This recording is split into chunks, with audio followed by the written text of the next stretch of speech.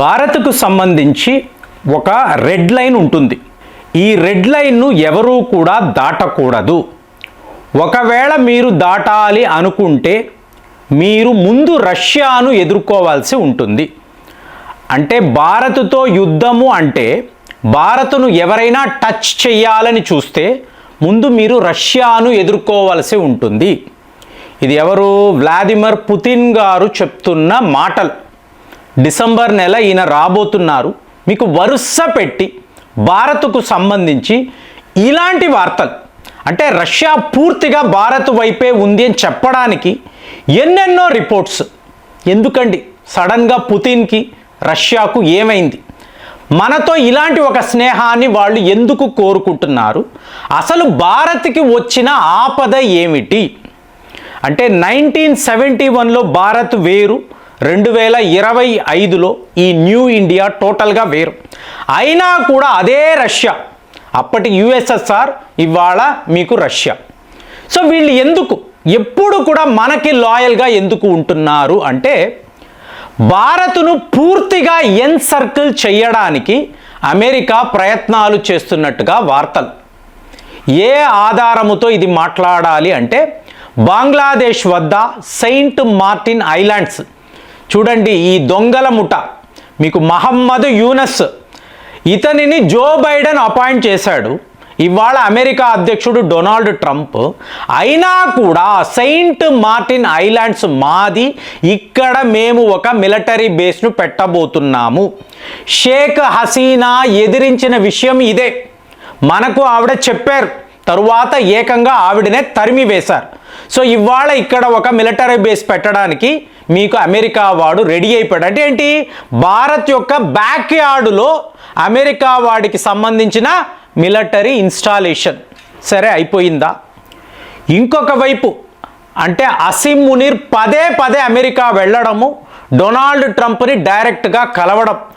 ఒక దేశం యొక్క ఆర్మీ చీఫ్ ఇంకొక దేశం యొక్క అధ్యక్షుడిని ఇలా రెగ్యులర్ బేసిస్లో కలవడము చాలా పెద్ద కామెడీగా ఉంది. కానీ అమెరికాలో ఇది వాస్తవం. ఏమిటిది? మీరు ఒకవేళ ఈ బలూచిస్తాన్లో ఉండే గ్వాదార్ పోర్ట్ అని అంటాం. ఇది చైనా వాళ్ళు కన్స్ట్రక్ట్ చేసిన ఒక చాలా పెద్ద నిర్మాణం. ఇవాళ పాకిస్తాన్కి చైనాతో ఏ పని లేదు. అంటే ఏ ఎండకో ఆ గొడుగు.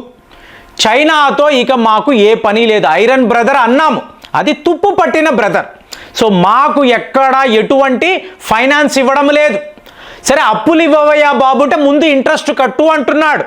ఇక ఈ ప్రాజెక్ట్ అంటాడు కదా, జీ జింపింగ్ మాట్లాడతాడు, belt and road initiative, China Pakistan economic corridor, మీకు టిబెట్ నుంచి ఒక హైవే, ఇన్ని చెప్పాడు కదా.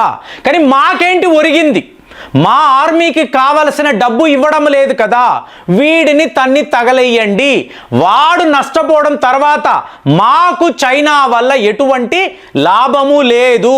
కాబట్టి మాకు చైనా వద్దు, అమెరికానే ముద్దు. సో ఇప్పుడు ప్రపోజల్ ఏమిటి? ఈ గ్వాదార్ పోర్ట్ దేనికి యూజ్ అవ్వదండి. అక్కడ పోర్టు, ఒక ఎయిర్పోర్ట్ రెండూ ఉన్నాయి. అక్కడ ఎటువంటి ఆపరేషన్స్ లేవు. కాబట్టి పస్ని అనబడే ప్రాంతం, గ్వాదార్కి చేరువలో ఉండే పస్ని ఎయిర్ స్టేషన్ అంటారు.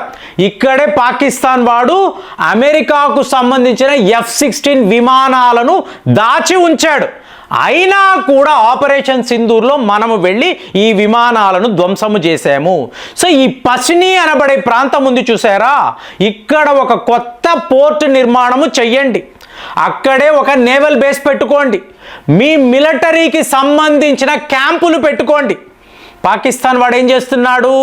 మెల్లమెల్లగా చైనా కాదు అమెరికా నువ్వు రా అంటే రేపు తీవ్రవాద దాడులు జరుగుతాయి.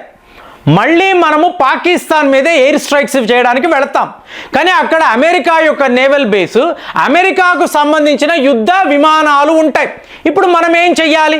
మన యుద్ధం అమెరికాతో కాదు కదా, పాకిస్తాన్తో. కాబట్టి మనము వెనక్కి వచ్చేస్తాము. ఇది పాకిస్తాన్ వాడి ప్లాన్. సో ఇప్పుడు వాడు ఏం చేస్తున్నాడు? నువ్వు రావడం ఉత్తనే కాదు, నీకు మరి అక్కడ ఖర్చులు ఉంటాయి కదా. నేను బలూచిస్తాన్కి సంబంధించిన ఈ గ్వాదార్ అనబడే ప్రాంతంలో ఉండే మినరల్స్ ఇస్తాను, అలాగే మెటల్స్, ఆయిల్స్ నీకు ఎలాంటి తవ్వకాలు చేయాలనుకుంటున్నావో చెయ్యి, ఇది వీళ్ళు చెప్తున్నారు. సో ఇప్పుడు ట్రంప్ గారికి ఆశ కదా ఇందులో ఒక వాటా ఫ్యామిలీకి, కాబట్టి ఇతను ఏం చేస్తాడు, అమెరికాకు సంబంధించిన ట్రై సర్వీసెస్ వీళ్ళందరినీ తీసుకొచ్చి పాకిస్తాన్లో మోహరిస్తాడు. మరి భారత్కి ఏమైంది, టూ ఫ్రంట్ వార్. ఒకవైపేమో బంగ్లాదేశ్లో అమెరికా వాడి మిలిటరీ బేసు, ఇంకొక వైపు పాకిస్తాన్లో అమెరికా సైనికులు. సో ఇప్పుడు భారత్ క్రిటికల్ సిచ్యువేషన్లో ఉంటుంది. ఎందుకంటే అమెరికా వాడు ఒక అగ్రరాజ్యం కదా, సో వాడి వద్ద శక్తివంతమైన ఆయుధాలు ఉంటాయి కదా, కాబట్టే రష్యా వాళ్ళు రంగప్రవేశము చేశారు. సో వాళ్ళు ఏమంటున్నారు, ఒకవేళ నువ్వు భారత్ని టార్గెట్ చేస్తే ముందు మమ్మల్ని ఎదిరించు. ఆ రోజు ఏం చేశారు, రష్యా యొక్క న్యూక్లియర్ సబ్మెరైన్స్ వేసుకొని బే ఆఫ్ బెంగాల్ దాకా వచ్చారు. సో వాళ్ళని చూసి అమెరికా యూకే యొక్క యుద్ధ నౌకలు వెళ్ళిపోయారు. సో ఇవాళ మీకు పుతిన్ అలా ఆలోచించడం లేదు, ఎందుకంటే భారతే ఒక గ్లోబల్ పవర్గా ఉంది, వీళ్ళే ఎన్నో దేశాలకు ఆయుధాలను ఇస్తున్నారు. కాబట్టి నా వద్ద ఉండే అతి శక్తివంతమైన S-500 అను S-400 అను మీకు 5th జనరేషన్ సుఖాయ్ 57 అందులో మోహరించే హైపర్సానిక్ మిసైల్స్ సర్వము నీకు ఇస్తాను. సో ఇప్పుడు పాకిస్తాన్ కాదు, టర్కీ కాదు, అమెరికా వాడు అక్కడ మిలిటరీ బేస్ పెట్టుకున్నా కూడా నువ్వు ఎక్కడా ఏమీ ఆలోచించక్కర్లేదు, దెబ్బ కొట్టాలి అనుకుంటే కొడుతూ పో. ఎందుకంటే ఒక్క పాకిస్తాన్ శత్రువు కాదు, వాడు అమెరికా కూడా.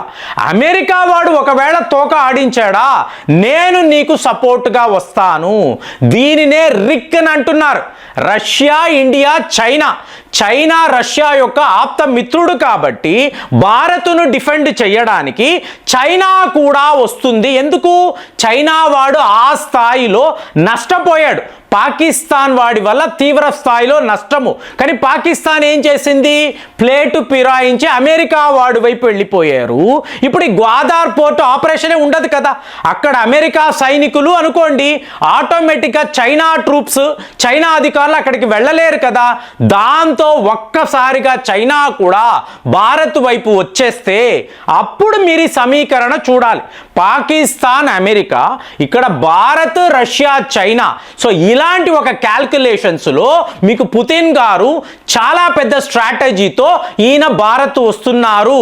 ఇక్కడ ఆయుధాలు అమ్మడము కాదండి, ఆయుధాలను మీ దేశంలోనే తయారు చేయండి. మీరు లోకల్ ప్రొడక్షన్, మీకు ఉండే ప్రైవేట్ కంపెనీస్, పెద్ద పెద్ద కంపెనీస్ ఉన్నాయి, వాళ్ళను తీసుకురండి. వాళ్ళ ద్వారా S-500 దాకా కూడా మీరు తయారు చేసే సత్తాను కలిగి ఉండండి. అప్పుడు ఈ ప్రపంచంలో ఏ దేశము భారత్ని ఎదుర్కొంటుందో చూస్తాము. ఇది రష్యా వైపు నుంచి వస్తున్న అతిపెద్ద ఆఫర్ని అనడానికి లేదండి. మీరు భారత్ను ఎదిరించాలి అంటే దానికి ముందు మీరు రష్యాను ఎదుర్కోవాలి. ఇదే ఇందులో ఉండే గూఢార్థం. కాబట్టి ఇవాళ పాకిస్తాన్ ఆడుతున్న ఈ నాటకం, చైనా వాడిని డంప్ చేసి అమెరికాతో స్నేహము, వాడితో చట్టాపట్టాలు వేసుకొని తిరగడము, ఇవాళ నువ్వు నా దేశంలోకి వచ్చి ఇలాగ మిలిటరీ బేస్ పెట్టుకుంటే యావత్ పాకిస్తానే నీకు అప్పచెప్తాను. అది బలూచిస్తాన్ అను, POK అను, నా మీద భారత్ దాడులు చెయ్యకుండా నువ్వు చూసుకో, మనము ఈ దేశాన్ని పంచుకుందామని అంటున్నప్పుడు రష్యా వైపు నుంచి ఇంతంత పెద్ద ప్రకటనలు. సో దీనిని మీరు ఎలా చూస్తున్నారు అంటే, రష్యా, భారత్, చైనా వీళ్ళ కాంబినేషన్, వీళ్ళు కలిసిపోతే ప్రపంచంలో ఒక కొత్త గ్లోబల్ ఆర్డర్ అనేది వస్తుందని మీకు అనిపిస్తుందా? అమెరికా వాడు ఎందుకు ఇంత పిచ్చిగా ఆలోచిస్తున్నాడు? డొనాల్డ్ ట్రంప్ యొక్క సింగిల్ అజెండా, దీనికోసము పాకిస్తాన్ అనే దేశాన్నే వీళ్ళు పనంగా పెడుతున్నారంటే వీళ్ళను ఏమనాలి? మీకేమనిపిస్తుంది? కామెంట్స్లో రాయండి. మళ్ళీ వచ్చే వీడియోలో కలుద్దాం. జై హింద్.